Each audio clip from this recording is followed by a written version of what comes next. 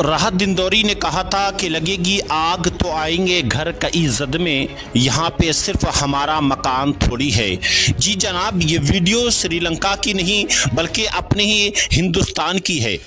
श्रीलंका के अंदर जिस तरह से मंत्रियों के घरों को आग के हवाले किया गया, उनके कपड़े उतार करके उनको नंगा पूरे सड़कों पर नचाया गया, उनको घरों से बेघर कर दिया गया, वो श्रीलंका के अंदर उस जनता को जब हिंदू मुसलमान और धर्म के नाम पर राजनीति करके सत्ता में आए हुए मंत्रियों को उनके घरों को आग के हवाले किया गया। लेकिन ये तस्वीर श्रीलंका की नहीं बल्कि हिंदुस्तान की है जो आप अपनी स्क्रीन पर देख रहे हैं। हिंदुस्तान के अंदर आंध्र प्रदेश में एक मंत्री के घर को आग के हवाले कर दिया गया। क्या रीजन रहा होगा कि उनके घर को आग के हवाले किया गया, जहां 20 पुलिसकर्मी घायल हो गए। आइए पूरी खबर सुनिए। इससे पहले अगर चैनल पर पहली मर्तबा तशरीफ लेकर आए हैं तो चैनल को जरूर सब्सक्राइब कर दीजिए। आंध्र प्रदेश के अमलापुरम शहर में मंगलवार को दोपहर में पुलिस द्वारा लाठीचार्ज करने के बाद हिंसा भड़क उठी।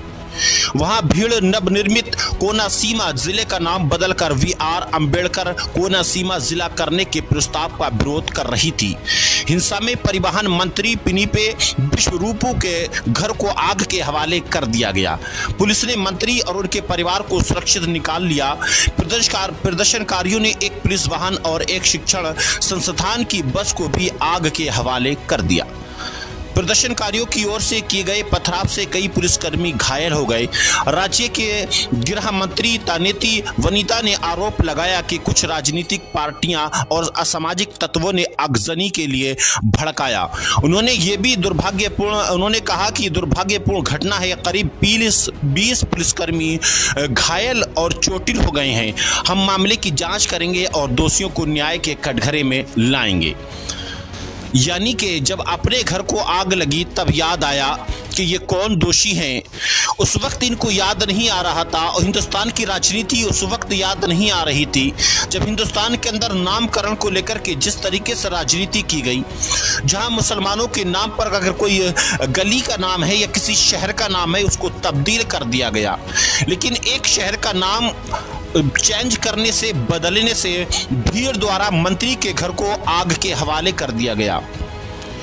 बताइएगा किस तरह से हिंदुस्तान के अंदर राजनीति की जा रही है नामकरण को लेकर के।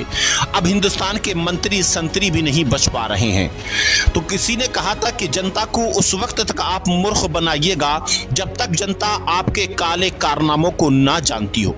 जब जनता के सामने आपके काले कारनामे आ जाएंगे, आपके काले करतूत आ जाएंगे, तो जनता, यही जनता जिसने आपको कुर्सी पर बिठाया है, वही जनता आपको कुर्सी से उतारना भी जानती है। इसकी जीती जागती तस्वीर आपके सामने श्रीलंका हमारा पड़ोसी मुल्क है, जहां पर वहां के मंत्रियों को किस तरीके से उनके घरों से उनको बाहर निकालकर फेंक दिया गया।